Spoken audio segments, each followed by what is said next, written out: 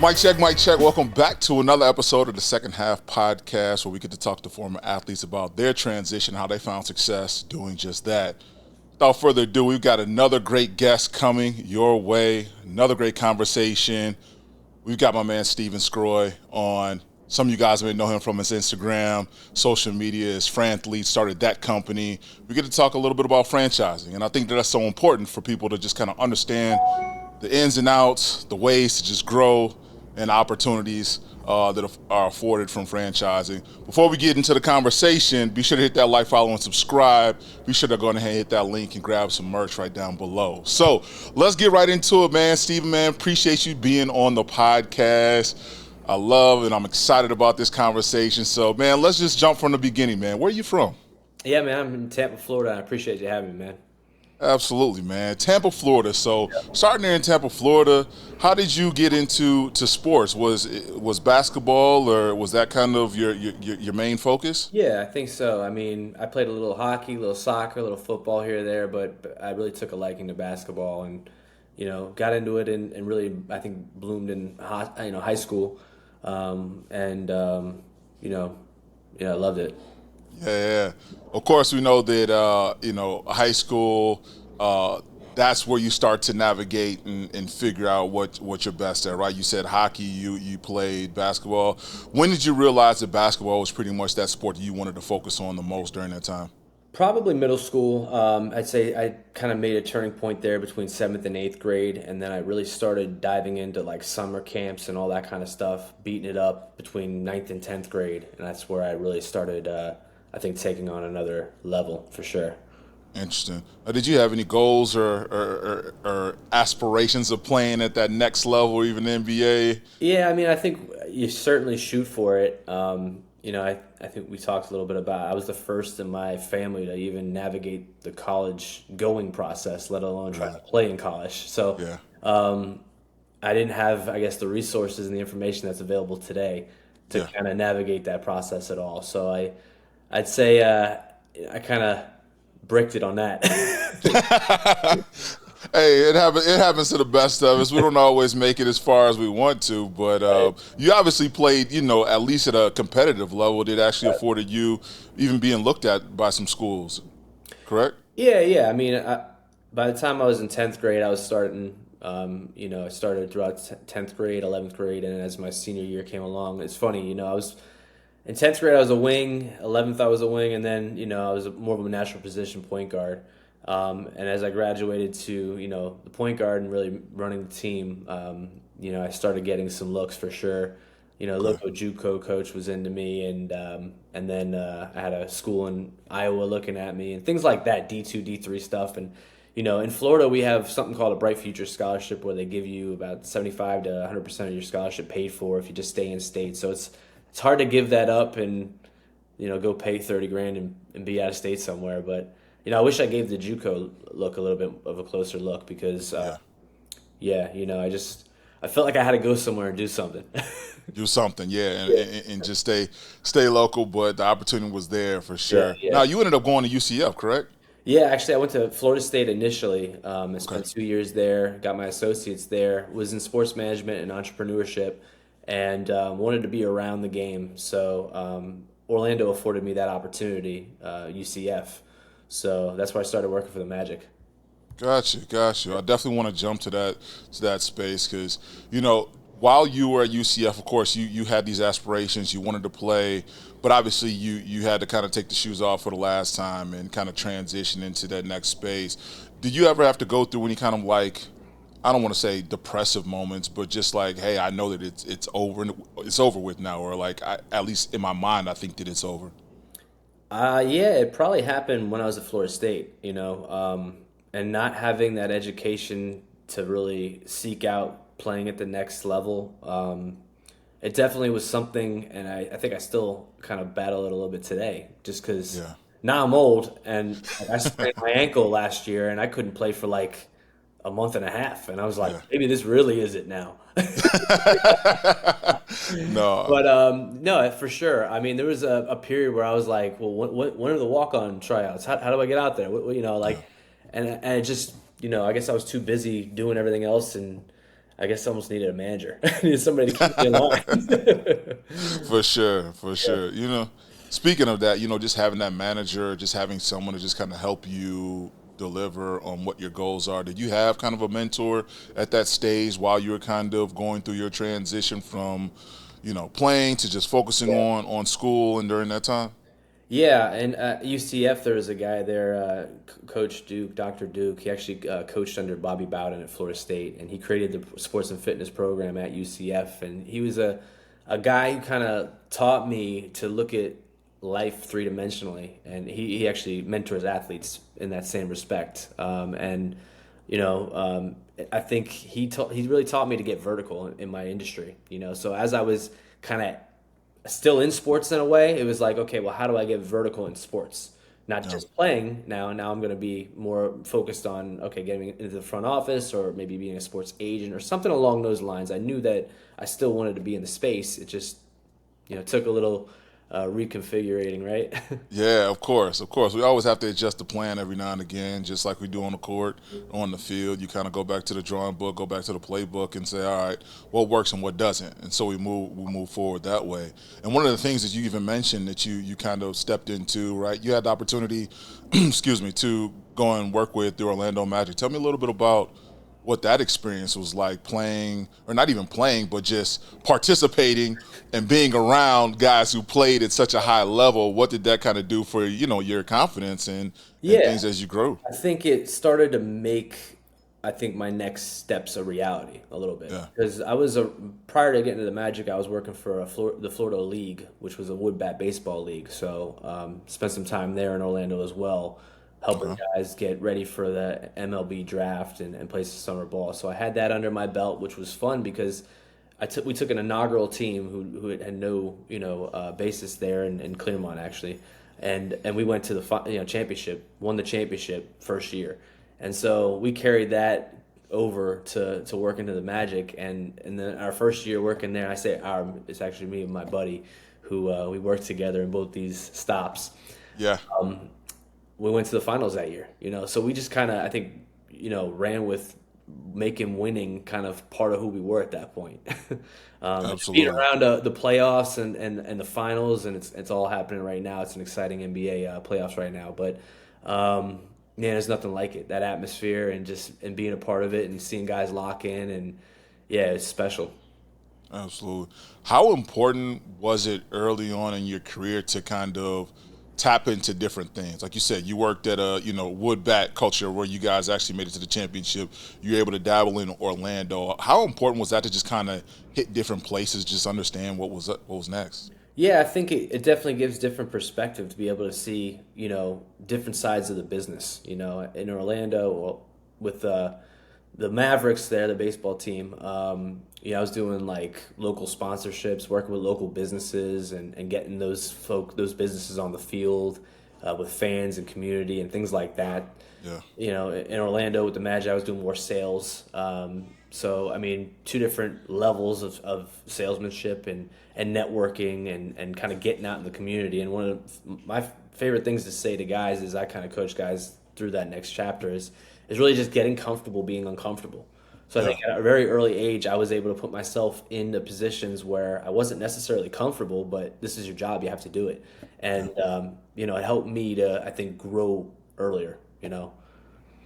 Absolutely. It's funny you say that, like getting comfortable with being uncomfortable. I feel like in this day and age where you see so many athletes in the transfer portal, again, the side of making money, yes, I understand the reasons for Yeah. transferring because money now comes into play and that becomes the motivator for you to excel and transfer. But for those who are kind of in that space of like things are hard or things are Yeah. tough, I feel like that's a piece that a lot of athletes are missing because like you say, being uncomfortable, that's life. Like Hmm. that's not going to stop, Yeah. And so why not be able to go through it and see what you're made of, 100%. how to figure out, Yeah. what's next. That's, right there, along those same lens. 100%. They're taking the easy road almost now. It's going to be hard to see when real adversity strikes, how they're able to Yep, handle it, if they're able to handle it, because they have no practice at it now at this point. It's very, absolutely. very tricky. Yeah.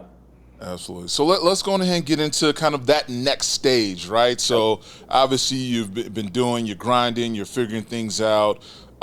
There's this idea that you came across, which we get to talk about with Franthlete.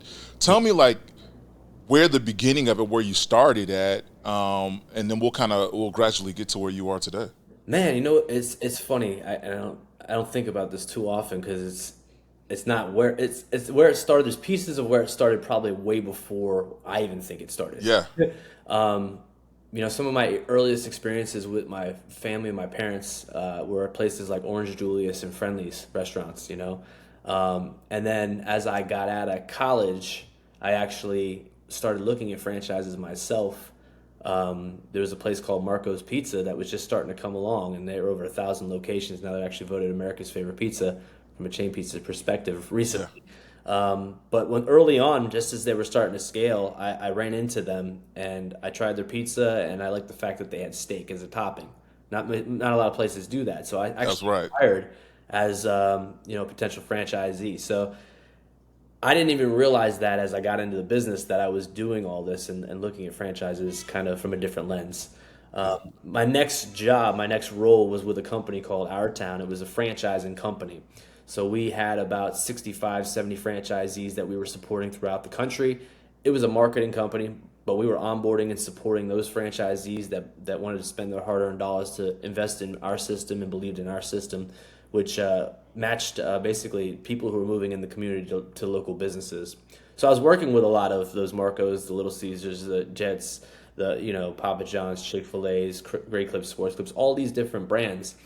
And as I'm working with their brands, their franchisees, and their corporate office as a supplier partner, I'm hearing the word playbook, and yeah, all these brands are talking about if you follow the playbook, and our playbook is this and our playbook is that, and just my sports brain clicked, and I was yeah. this is cool. This just makes so much sense. I get it, and so I spent a good 12 years with that company, and about halfway through that, it was kind of hitting me in pieces. I think success leaves clues, right? Yep. So you read up on Junior Bridgman and his story and what he was able to do, leveraging less than $3 million in career earnings into, scaling Wendy's and Chili's locations throughout the country. You hear that story, you see what Shaq's doing, you see what Drew Brees is doing. There's plenty of other guys and other Yeah, examples as well. But you see little bits and pieces of it, and you're like, oh my, is there anyone out there that does this? yeah, And that's when I kind of put it together. I think you go back to my career in sports and with the Magic and everything else. I think it was leading to I really wanted to be a sports agent, and so this kind of allowed me the opportunity to create something of my own that was unique, helpful, and added value to the players. And now I kind of feel like I'm almost like an after sports agent. So it all kind yeah, of works out for the right yeah, reasons, I think. And I feel like yeah. this role is the role for me. I'm walking in my purpose. That's I, the coolest thing. I love hearing that. Like, it's so important to find the space and navigate and learn along the way from these different pieces. Like you said, just leaving these clues of like, hey, you like helping people. Hey, you like franchising. Hey, you like this, and then you found a way to not only merge this passion that you had for sports and athletics to also merge and bring that together, which is outstanding. I mean, it's so important. One thing I want to kind of unpack this, like Sure. from your perspective, like what is franchising? Yeah, I mean it's proven systems and licenses, and the beauty of franchising is that it allows anyone, all cultures, all races, all educations, as long as you've got the opportunity and a little bit of money. Obviously, you need some money, but I think it's less than most people realize. And I think most people think of the franchise is going to be $1 million investment. It doesn't need to be that. There's creative lending and banking and funding and things that we can help candidates through, obviously, but it allows anyone, all walks of life, to scale, be their own boss, lose the corporate golden handcuffs, if you will, and create the life and freedom and lifestyle that they want to live. Spend more time with their families, and I think those are the reasons you do it. That's the reasons why you get into it, because you want everyone to be able to create generational wealth and be able Yep. to spend their time the way they want. And I was blessed to be able to have parents who were in business ownership, so that definitely played a role for me as well. I knew I wanted that lifestyle. I didn't know how I was going to get it. I knew they own an installation company. I knew I wasn't Okay. going to be an addict at 150 degrees. I Of figured course. out my own way to do it. But Yeah. the blessing that I had was I got to see them do it their way, and I Yeah. got to take bits and pieces of that too. So I knew it was possible. Again, Yeah. success definitely leaves clues. Absolutely. I mean, getting that information and learning and kind of seeing it in front of your face from your parents, it obviously added that entrepreneurial spirit that you Yeah, have. definitely. Now, through the process, something you mentioned is just like, yeah, it's gonna cost.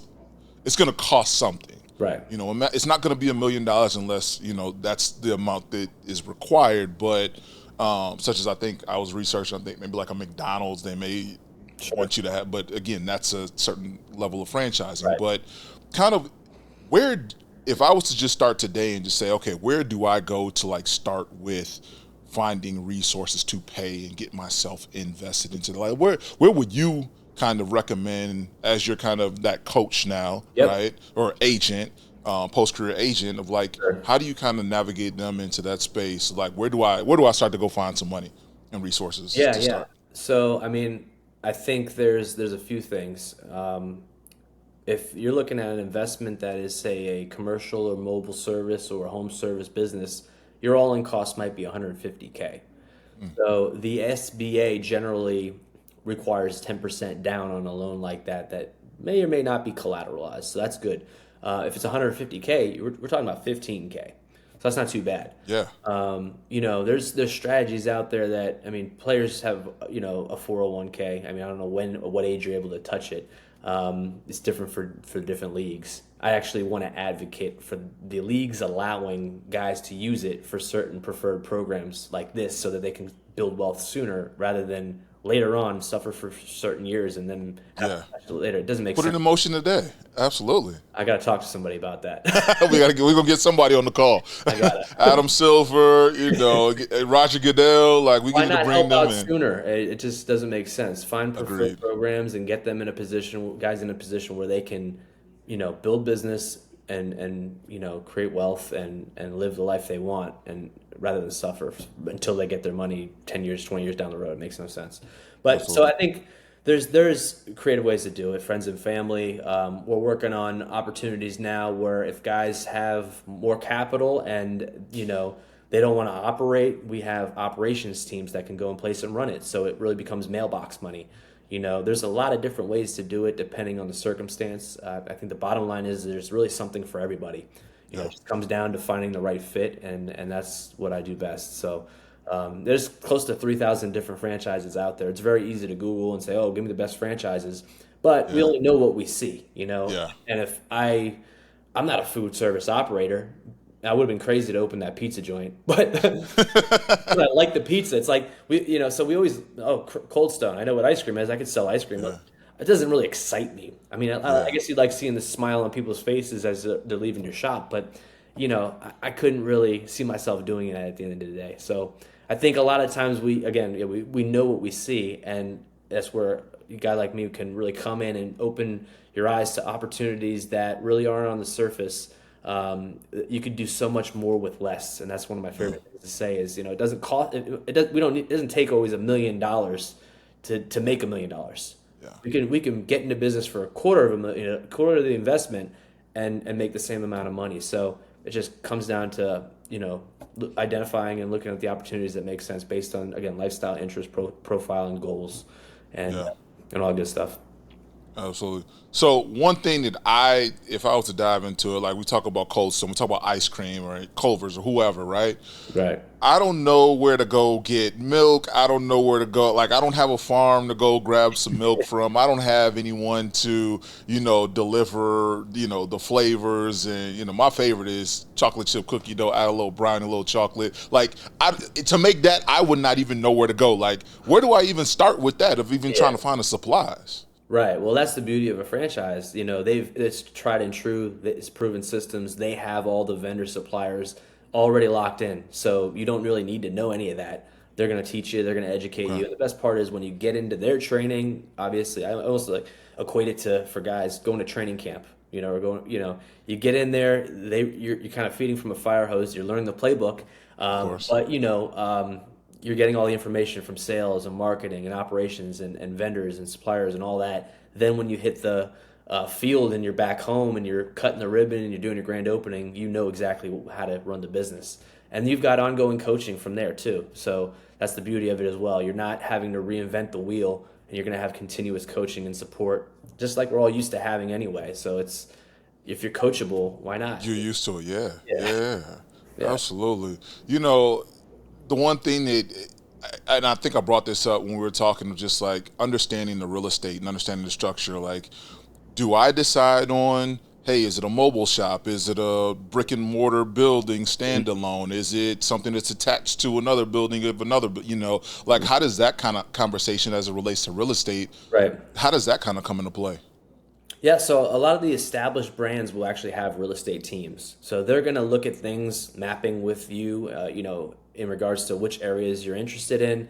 They know the demographics that are kind of required, foot traffic or certain demos for the average customer, the ideal customer. So they know those profiles as well and the personas that they're after from an ideal customer standpoint. So they're able to map that with you to determine where the ideal locations are.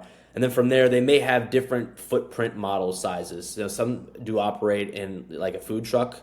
Some may operate in more of a quick service, in and out kind of concept, and others might have a little bit of a larger build out. So it really depends on what that franchise system operates and offers, and then investment level and things like that. For sure. Okay, I got you. Like you said, we hear about guys like Shaquille O'Neal or Junior Bridgman. I mean, Junior started off with, like you said, less than $3 million for his entire playing career. I just had Dr. Lloyd Walton on, and he kind of discussed that. And then him transferring those funds and actually getting into Wendy's and having tons of them. And I think that he's even inspired those like Chauncey Billups. I think even Yep. Chauncey Billups was somebody who became a franchisor, Yep. He went, learned under him, and then opened a salon suites, I believe it was, with his wife. Yeah. Yes, exactly. I mean, there's so many. Like I just had Jason Wright. We were sitting there talking on the podcast, talking with him, and one of the things he talked about was just investing in franchising, and the opportunities are endless. And like you said, you got people like Shaquille O'Neal, Tim Tebow. I think he invested in a fitness D1. industry, Yep. D1 training. Yeah, Couples. A and lot of guys are stacking because you could do yeah. it once, you could do it again, and then why not? Yeah, multi-brand, multi-unit. Sure. So absolutely. So tell me about kind of stacking. Like, is it me stacking and saying, okay, I'm going to open up a Wendy's, and then next thing you know, I'm going to go into the fitness industry? Like, do you kind of stay within the food industry? Like, I guess kind of what's the strategy behind it if Guys you have were to different, kind of build a yeah, boom? guys have different strategies. I mean, the food and beverage guys tend to stick to food and beverage for whatever reason. I think there's other things to look at just because I think that's the biggest headache and most overhead. Yeah. I have a guy in home services actually who started with vending machines. He bought vending machines from me from 5 years ago.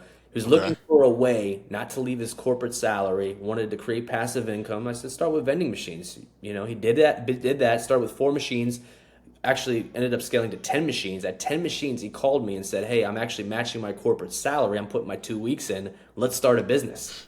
I was like, okay.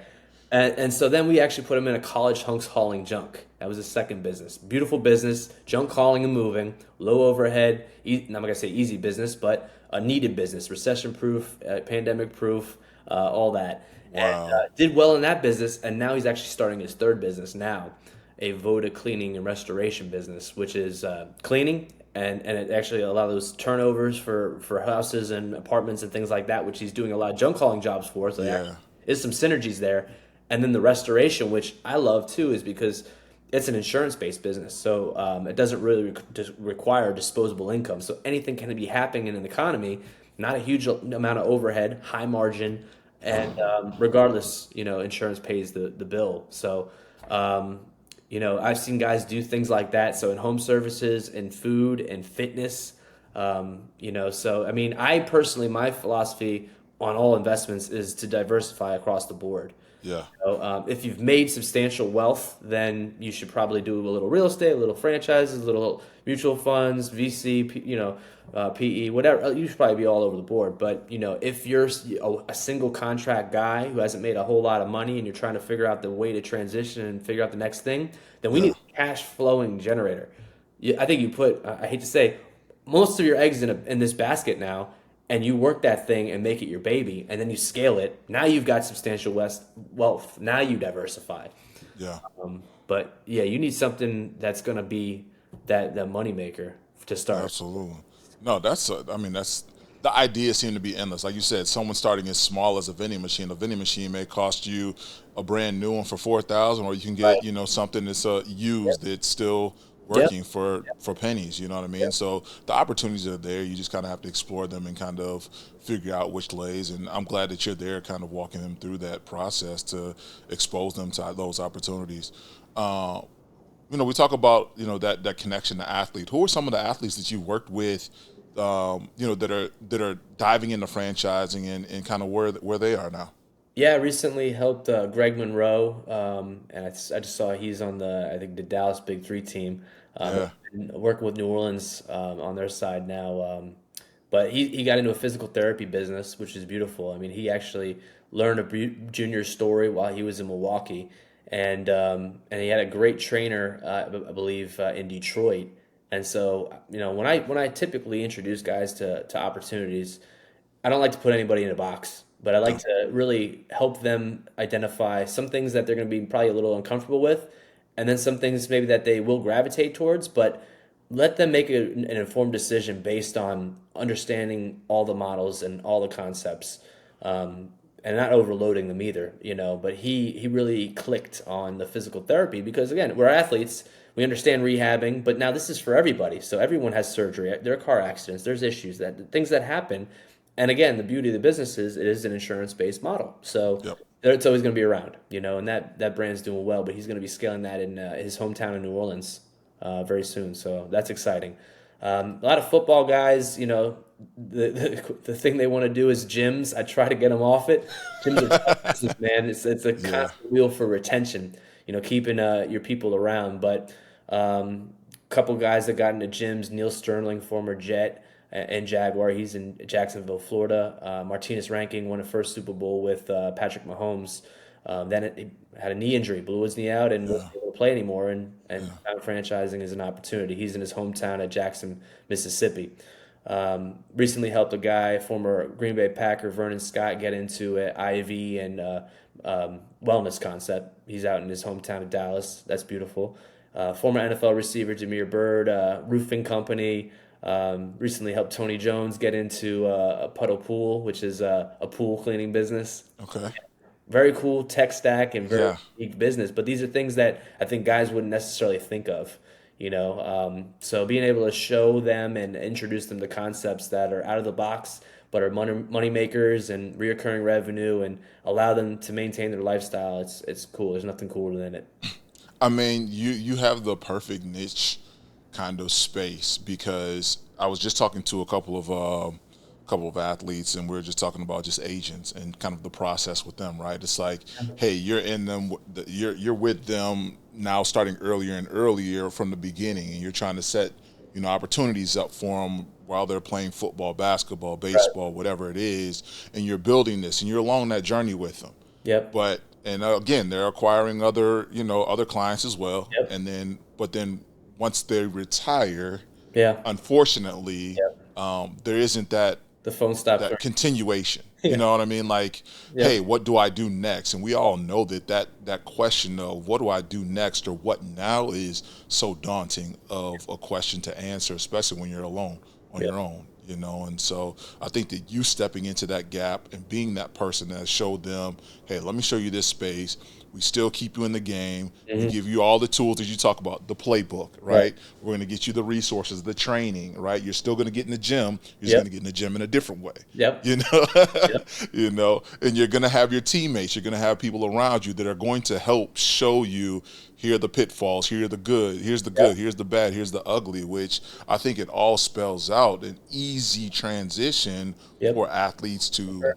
partake in and participate in. 100%. No, it's cool. And this has definitely been a topic of conversation. I know Jalen Brown has been vocal about it with the agents and this kind of thing. And I think we definitely fill that void for sure. Yeah, I work with some agents. Some agents will, hand me clients when they're kind of, I hate to say done with them, but I almost realize like we need to start sooner. Like I think that's the biggest thing that I've realized is I don't know how to get into the rookie mini camps. I don't know if, yeah, being there in at the college level, not to sell them franchises, but to plant seeds, right? And to yeah. help them understand that they're making money now and it's going to stop one day and we got to Yep, do the right things. And I think that's the message.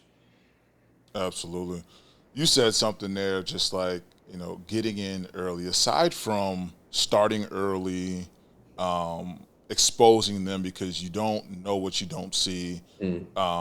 What are kind of those pitfalls? They're kind of the negative sides to franchising that you may come across should you not stay on top of your game or stay on top of your business.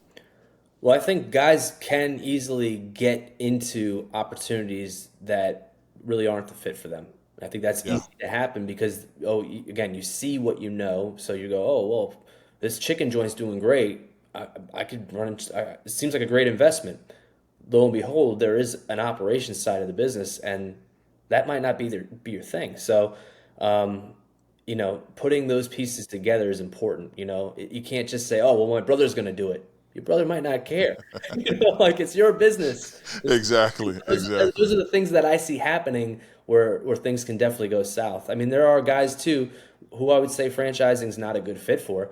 The creative types, the ones that want to start something of their own and really, I mean, they had to have followed a playbook at some point, but at this point they're thinking like, I've got my own playbook. I know how to do something. I can do it. It's going to be hard for them or to convince them to be a part of a franchise system because they're going to try to reinvent the wheel, and that's going to be counterproductive in that Yeah, system. So yeah, yeah, those are the things that I think for me I look out for. But generally speaking, I think it's from an education standpoint, it's important, to know what's out there and to see that hey, a lot of those skills that we've developed are very transferable, and that there is something on the other side that can be a great way to continue to build that lifestyle and maintain that lifestyle and be involved in the community and all those things that we all want. You know. absolutely, absolutely. Something that I'm just reminded because as you speak on, I can just kind of hear the passion that comes from it, like the excitement that you get, Yeah. talking about this space. And so you clearly found your passion. Like, did in your kind of searching for what was next for you, did you happen to like find any type of outside sources or counseling or faith or anything like that to help drive you to this space? Man, that's a great question. I think everything just happens for a reason, right? I mean, that's the way I look at it. I think I'm just where I'm supposed to be. I definitely reflected and spoke to God about it for sure. But yeah, I don't know if I have anything in particular other than Yeah, it just all happened. It fell into place. But it wasn't that easy either because I started this company in 2019 and pandemic happened shortly thereafter. So just as I think the wheels are about to get rolling, they basically come off. yeah, yeah, You yeah, got to go through that, and at that point, I'm looking at this thing like, well, I'm here for the long game. It doesn't matter. This is a goal of mine, and I don't care how long it's going to take. I'm just going to pursue it, whether it's a side hustle or the main thing.